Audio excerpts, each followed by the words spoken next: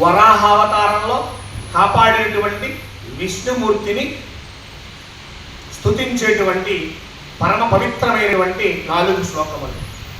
జయాఖిల జ్ఞానమయం జయాస్థూలమయా వ్యయ జయానంత జయానంత అవ్యక్త జయావ్యక్తమయ ప్రభో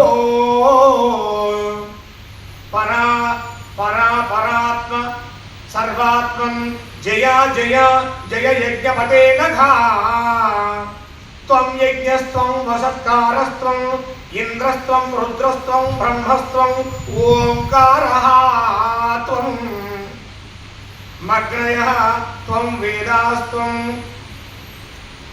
వేదాస్త్వం తదంగాని త్వం యజ్ఞపురుషోత్తమ హరే.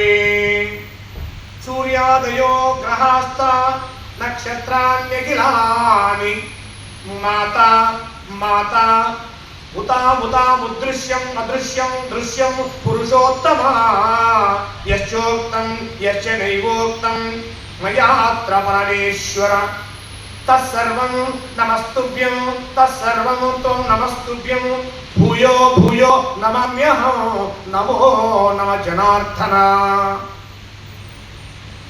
దీని అర్థం ఏమిటంటే సర్వవేదములు నీవే, వేదములో ఉండే అంగములు నీవే, సర్వయజ్ఞములు నీవే, యజ్ఞ కర్తము నీవే, అఖిలమునకు జయమునకు విజయమునకు ఆరోగ్యమునకు శ్రేయస్సునకు సర్వమునకు సూర్యునకు చంద్రునకు నక్షత్రమునకు అన్నింటికీ మూలమైనటువంటి నారాయణ నమో నమః.